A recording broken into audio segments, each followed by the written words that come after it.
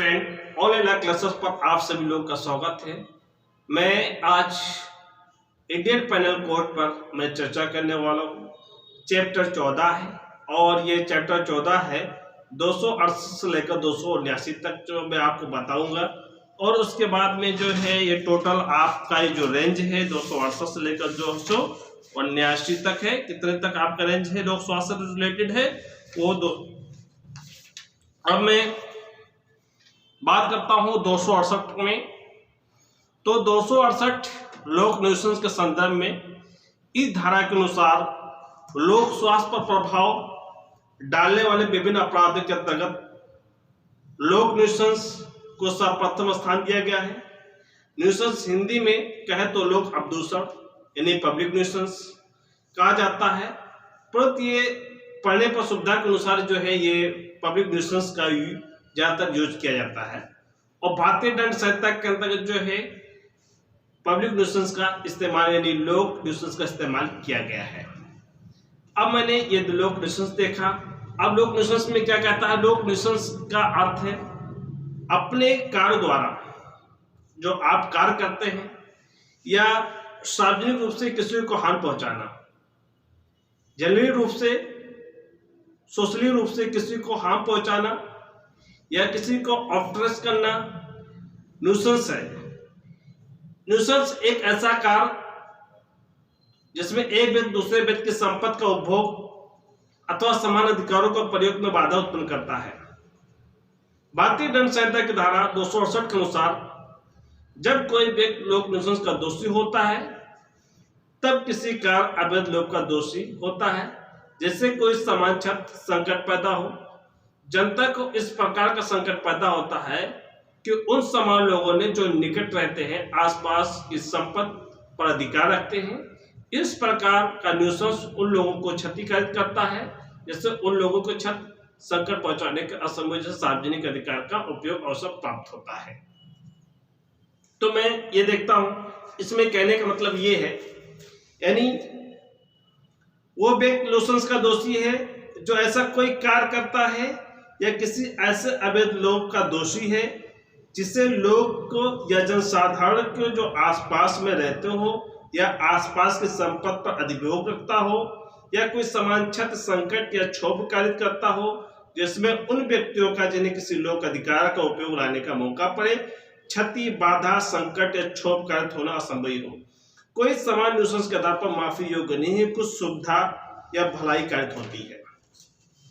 अब जब इसके हम इसेंशियल इंग्रेडिएंट देखेंगे तो इसमें कहता है doing any act of being guilty of illegal omission, यानी एक अवैध लोक का दोषी होने का कोई कृत्य करना। सच एक्ट और इलीगल ओमिशन ऐसा कृत्य या अवैध लोक है। Must cause any common injury dangers और एनियंस, कोई ऐसा समान उपहार संकट या संताप। The public to people in general who develop और occupy people in the vicinity भी कहता must necessarily cause injury obstruction danger और annoyance to person who may have occasion to use any public rights. ये बात कहता है। और उसके बाद में जब हम देखते हैं तो हम अनेक स्थानों पर समाज के भीतर लोक न्यूसेंस देखने को मिलता है। अनेक स्थानों पर जो है समाज के पास जो है लोक न्यूसेंस जो है देखने को मिलता है। कोई ऐसा कार्य जनसाधारण में जो है जैसे स्वास्थ्य हो गया, हेल्थ हो गया, सुविधा के और सुख के गंभीर अवरोध पैदा करता है, लोग दूषित करने के लोक न्यूसेंस माने जाते हैं। जैसे कि किसी सार्वजनिक स्थान पर पशुओं का वध करना, यानी किसी जो है पब्लिक प्लेस पर जो है जानवरों को जो है क्या करना, कत्ल करना। पत्थरों को पटक देना, यानी जो पत्थर है बड़ा सा है उसे पटक देना। रास्ते आने जाने के लिए है गड्ढा खोद देना। किसी के घर के पास जो है जुआ घर या वैश्यालय चलाना, किसी जुआ घर चलाना या वैश्यालय चलाना जहां नाचने गाने की जो है समाज उसे बहुत बुरी दृष्टि से देखती है, बुरी निगाहों से देखती है। या किसी घर के सामने जो है आप किसी पड़ोस मोहल्ले में जो है पोल्ट्री फार्म पालन कर लेना या मील लगा लेना, या कोई आप ऐसे क्या नाम है डीजे या कोई ऐसे यंत्र ध्वनि प्रयोग करना, ताकि पब्लिक जो है या पड़ोस लोगों को उससे जो है उनका हार्म होता हो, उनकी जो सुविधा को बाधा पहुंचता हो। यानी किसी घर के सामने खड़े होकर जो है क्या करना है, जैसे मोहल्ले में होते हैं, गांव में अक्सर होते हैं कि एक दूसरे मोहल्ले को जो गालियां देना, या किसी घर के सामने तेज गाड़ी चला रहे हो, तेज हार्न बजाना, ये सब क्या है, लोक न्यूसेंस है। लोक न्यूसेंस के अंतर्गत ऐसे किया जाता है जो अवैध हो। कोई कार्य ऐसा होता है जो अवैध नहीं हो, लोक न्यूसेंस फैलता है। इस प्रकार का कार्य माध्यम से समाज लोग जो उस घटना के आसपास है उनके संपत्ति को, अधिकार को वंचित किया जाता है। अब एक मामला था बिरप्पा शेट्टी के मामले में। अभियुक्त द्वारा सार्वजनिक मार्ग पर भाग पर वन बना दिए गए थे, जो लोग न्यूसेंस माना गया था। जो सार्वजनिक आने वाले भाग है उस पर वन बना देना क्या है, न्यूसेंस है। इसी प्रकार सुप्रीम कोर्ट के हवाले से मोहम्मद खान के प्रकरण में व्यक्तिगत लोक अब्दूसर का दोषी ठहराया गया, जिसने सार्वजनिक रास्ते पर छोटे छोटे भाग पर अतिक्रमण कर लिया था, जिसका असंभवित परिणाम लोगों को अवमानना से बाधित कार्य होना था, जिससे लोगों का आना जाना जो है, आवागमन जो है उससे ऑफ्टरेस्ट होता था।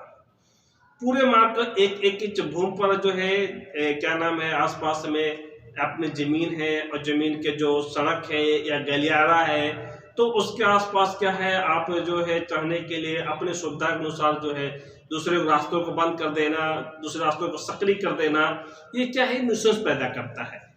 लोक न्यूसेंस जो है व्यक्तिगत भी हो सकता है, पर्सनल भी हो सकता है और पब्लिक भी हो सकता है। अब ये जो है किसी व्यक्ति द्वारा अपनी निजी संपत्ति को इस तरह से अधिकृत के रूप में प्रयोग करना जिसके दूसरे संपत्ति को क्षति पहुंचाना है, या दूसरे व्यक्ति की संपत्ति या संपत्ति के अधिकारों को अनधिकृत रूप से हस्तक्षेप करना है जिसका उसका कोई क्षति पहुंचाता है। हवा में प्रकाश को दूषित करना, हवा है जो प्रकाश है, हवा को दूषित करना होता है, जहरीली गैस फैलाना होता है, या जैसे कि जर्मन के तारों को जलाकर उसमें कार्बन निकालना होता है। जो जर्मन है उसमें तो तमाम ऐसे जो प्लास्टिक से हैं और प्लास्टिक को जलाकर जो है उसे कार्बन डाइऑक्साइड निकालते हैं। या रेडियो टीवी पर गाने सुनकर तेज तेज आवाज में सुनना, जो रेडियो है टीवी है वो आप वॉल्यूम तेज कर देते हैं और क्या नाम पड़ोस को जो है उससे काफ़ी हार्म्स होता है। तो जनता को परेशान करना और तेज ढोल बजाने, या आप देखते होंगे कि बहुत सारे ऐसे जगह होते हैं जहाँ समाज में जो है कीर्तन तमाम ऐसी कमेटियाँ बनाई जाती है, जागरण होती है या जुलूस होते हैं, तो ऐसे तेज तेज आवाज निकालने, ये सब क्या है, लोक न्यूसेंस है। अब बात करते हैं 2069। अब बात करते हैं 2069 यानी संक्रमित रोग फैलाना। संक्रमित रोग फैलाने से तात्पर्य यह है कि आपने अभी देखा होगा हाल ही में वायरस क्या है, कोविड-19 में आपने देखा होगा कि सरकार ने इसे जो है धारा 144 के थ्रू जो है आपदा घोषित कर दिया था। उस आपदा के मुताबिक जो है जो कोई उल्लंघन करेगा धारा 188 का दंडात्मक होगा, या कोई बीमार है या उससे संक्रमित है जिसे मना कर दिया गया है कि आपको फला जगह रहना है, फले जगह में क्वारंटाइन में रहना, आपको बाहर नहीं जाना है। यदि वो व्यक्ति बाहर जाकर कोरोना वायरस फैला रहा है, तो ये न्यूज में था कि तबलीगी जमात बहुत ही तबलीगी जमात का प्रोपेगेंडा बहुत रचा गया था कि तबलीगी जमात ने कोरोना फैला रहे हैं क्योंकि उनका एक साजिश के तहत हुआ। तो आपने न्यूज में देखा होगा बहुत लंबी प्रोपेगेंडा हुआ। सुप्रीम कोर्ट ने सारे ग्राउंड्स को जो है स्टेट ने या सेंट्रल गवर्नमेंट ने जो भी ग्राउंड जो है दिए, सुप्रीम कोर्ट में ये लगा कि मजबूत ग्राउंड नहीं है, ना कोई सफिशिएंट एविडेंस है। तो इस सारे मौके पर जो है पूरे के पूरे मामले को जो है वो खारिज कर दिया और तबलीगी जमात के पक्ष में जजमेंट पास कर दिया। तो भारतीय दंड संहिता की धारा 279 से लेकर और 270, 271 में जो है किसी संक्रमित रोग फैलाने के संदर्भ में अपराधों को उल्लेख कर रही है।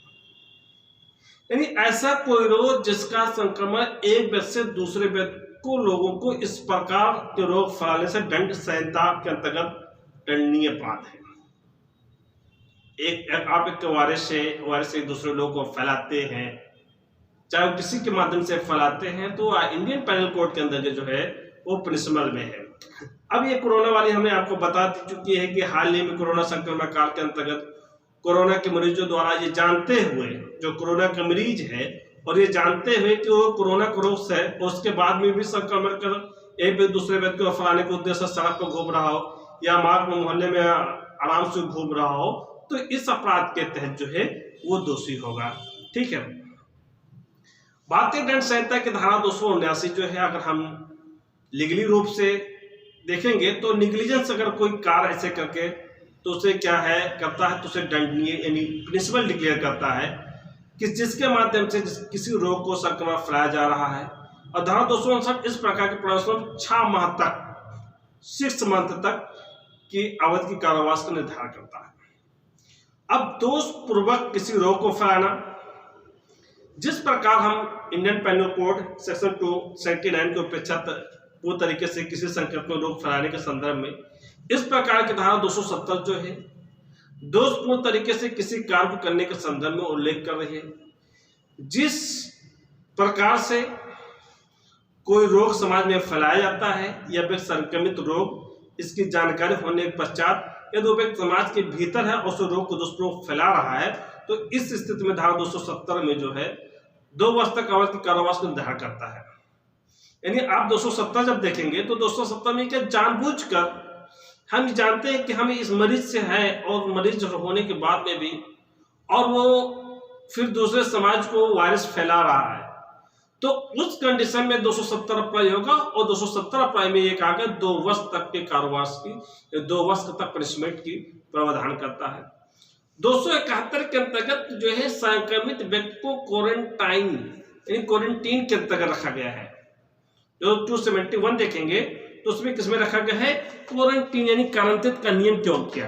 ये बहुत इंपॉर्टेंट है, ये बार बार कभी एचजीएस में पूछा गया था, बिहार एचजीएस में, तो नहीं सॉरी बिहार यूपी में करंट 271 के अंतर्गत संक्रमित जो है क्वारंटाइन के अंतर्गत रखा जाता है। इस प्रकार के संक्रमित व्यक्ति यदि क्वारंटाइन के नियमों को उल्लंघन करता है, उनके नियमों को अवज्ञा करता है, तो धारा 271 की इस प्रकार की अवज्ञा करने वाले व्यक्ति को संदर्भ में दंड प्रक्रिया में यह व्यवस्था की गई है कि इस प्रकार क्वारंटाइन नियम के अंतर्गत जो है अवज्ञा करेगा उसे 6 माह तक अवधि के कारावास का निर्धारण किया गया है। अब बात करते हैं रकमा। एक पुराने मामले में अभियुक्त रतिजन द्वारा पीड़ित जो एक विशेष पेशे का वेश्या थी, एक रकमा थी, वो अभियुक्त जो है पुराने किसी रतिजन द्वारा वो पीड़ित थी और वो क्या थी, वेश्या थी, जिसमें एक व्यक्ति को यह कहकर कि वो बिल्कुल स्वस्थ है, एक व्यक्ति है वो कह रहा है कि रुकमा जो है पूरी तरीके से वो स्वस्थ है, अपने साथ लैंगिक संभोग करने के लिए क्या है इनवाइट करती है, आमंत्रित करती है।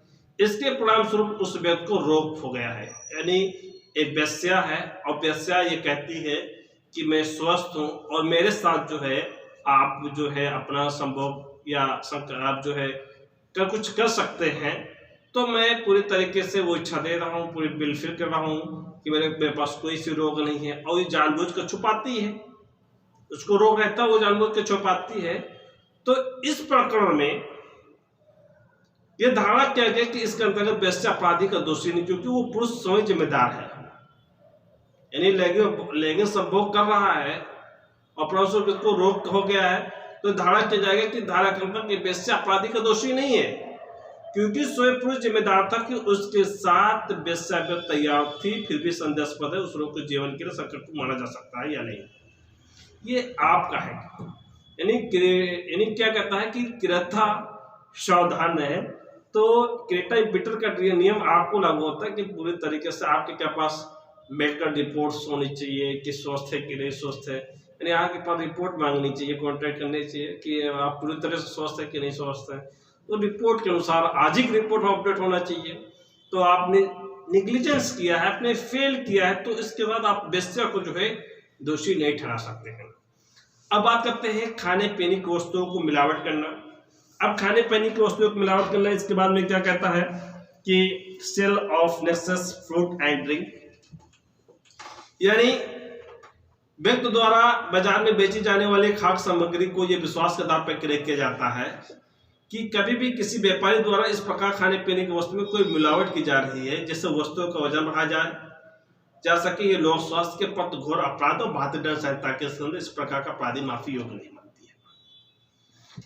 ये इतनी अच्छी धारा है जो खासकर इससे अप्लाई होनी चाहिए और वो अप्लाई नहीं होता है। समाज में जो दुकानें हैं, खाने पीने की दुकान है या वेंडर की दुकान है, उस दुकान में स्टेट का ये रिस्पॉन्सिबिलिटी बनता है कि उस मेनू के थ्रू उसको चेक करें। कोई रोटी में सोडा डाल देता है, पूरी में सोडा डाल देता है, या कोई ऐसी चीज बनाता है जिससे मानो तेल है, तेल कितने प्रकार के मिलावट होते हैं और पब्लिक में आम तरीके से बेचे जाते हैं और वो पूरी तरीके से अब बेचे गए पब्लिक में खाने वाले सामान सामने रखा हुआ है। अब वो ले लेता है, विश्वास करता है कि माल ठीक भी तो होगा यार, यानी कुछ फेथ में है, यदि उसकी तरह कोई सर्टिफाइड नहीं होता है ना। आजकल हमारे भारत सरकार की तरफ से ये पूरी तरीके से मॉनिटरिंग नहीं की जाती है खाने पीने पर, और लोग धड़ाले बेच रहे हैं। बहुत सारे मरीज भी हो रहे हैं भारत सरकार में, कोई पेट रोग से ग्रस्त है, कोई किसी रोग से ग्रस्त है, यानी कहीं ना कहीं हमारी स्टेट की मशीनरी जो है इस पर प्रॉपर फंक्शन नहीं कर रही है। ठीक है, तो इसमें कहा गया कि अगर मिलावट करने में पाया गया है या वजन बढ़ाने के चक्कर में मिलावट कर रहा है, तो इस तरीके से जो है हमारे इंडियन पेनल कोड किसी तरीके से माफी योग्य नहीं, उसको आपको पनिशमेंट करना है। दंड संहिता 272 में खाने की पीने की वस्तु में मिलावट करना 6 माह की अवधि तक कारावास का प्रावधान करता है। अगर वो खाने पीने के सामान मिलावट करता है, तो उसे 6 महीने की जो है सजा की प्रावधान और जुर्माने की व्यवस्था की जाती है। 272 जो है जन स्वास्थ्य पर प्रतिकूल प्रभाव डालने या आप मिश्रण का दंड अपराध घोषित करता है। इस धारा के अंतर्गत ऐसे होने से जो जिसकी मिलावट जन स्वास्थ्य के लिए संकट हो, किसके लिए हो, जन स्वास्थ्य के लिए संकट हो। अब ये बात करते हैं 273 में जो है ऐसी वस्तु विक्रय को दंडनीय अपराध घोषित करता है या अधिक लाभ कमाने के लिए जो मतलब कोई ऐसा वस्तु है, ऐसा थिंग है जो सेल करता है, वो पनिशबल है, अपराध में घोषित किया गया है, या अधिक मुनाफे के पर्पज में जो है वो मिलावट करता है। इस धारा के अंतर्गत जो है, इस धारा में इस बात को संदर्भ से विशेष ध्यान रखा गया है कि खाने पीने की वस्तुओं में मिलावट में ऐसी पदार्थ की जाए जो जन स्वास्थ्य के लिए नुकसान पहुंचाता हो। जैसे कि चोक रोज मारवाड़ी की एक प्रकरण है, एक मामले में सुप्रीम कोर्ट के हवाले से चोक राज मरवाड़ी के प्रकरण में निर्धारित किया गया कि दूध में पानी मिलाकर बेचना धारा 273 के अंतर्गत दंडनीय अपराध नहीं है। यानी अगर दूध है और उसमें पानी मिलाकर बेचना जो है उससे पनिशमेंट नहीं माना गया। किस कोर्ट में? चोक राज मरवाड़ी के केस में सुप्रीम कोर्ट ने एक हवाला दिया है, क्योंकि पानी लोक स्वास्थ्य के लिए कोई हानि नहीं पहुंचाता है। जो पानी है वो लोक स्वास्थ्य के लिए हानि नहीं पहुंचाता। अब पानी में कोई दूध में कोई केमिकल डाल के बनाया जाए और पानी को कोई केमिकल बना के दूध बनाया जाए, तो वो केमिकल अगर प्रोसेस डाला जाएगा तो वहां लोग स्वास्थ्य के लिए खतरा हो सकता है, इसलिए वो पनिशमेंट है। इसलिए लोग स्वास्थ्य के लिए घनघोर खतरा, इस प्रकार से भारतीय दंड संहिता की धारा 273 में व्यवस्था दी गई है। अब बात करते हैं जानबूझकर स्वास्थ्य के लिए हानिकारक खाद्य अपीकर पदार्थ बेचने से इस धारा के अंतर्गत दंडनीय है। रोटी बनाने के लिए अनाज आवश्यक वस्तु अपेक्षित वस्तु है और निश्चित रूप से धारा के अंदर खाद्य पदार्थ है। कसौटी ये है कि खाद्य के रूप में कोई पदार्थ जो है सार्वत तथा अपेक्षित स्वामी है, पदक्रम से सेवक तथा पत्नी के लिए उत्तरदायी है। अब बात करते हैं दवाइयों का मिश्रण। क्या बात करते हैं? 274 देखते हैं। 274 देखते हैं एडल्ट्रेशन ऑफ ड्रग्स, यानी कि इसमें कहता क्या है 274, औषधियों में अब मिश्रण किया जाना रोग के जीवन के खिलवाड़ है। जो औषधियां हैं उसमें जो है अगर मिलावट किया जाता है तो क्या है, हेल्थ के लिए, लाइफ के लिए क्या है, वो एक तरीके से खिलवाड़ करता है। रोगी किसी भी मेडिसिन क्या जो है वो यूज करता है और ये बिलीव के साथ यूज करता है कि जो मेडिसिन बनाने वाला जो प्रोडक्शन करने वाली जो कंपनी है वो पूरे तरीके से सर्टिफाइड है और पूरी विश्वास बिलीव के साथ वो दवा को यूज करता है। अब विश्वास के साथ उस मेडिसिन को खाता है तो उसे विश्वास हो जाता है कि मेडिसिन खाने के पश्चात तो रोग से मुक्त हो जाएगा, और रोग से मुक्त हो जाएगा। जो औषधि किसी प्रकार के मिलावट करना होगा तो रोगी को विश्वास को तोड़ना होगा, यानी उस दवा में कोई मिलावट करते हैं, कुछ करते हैं।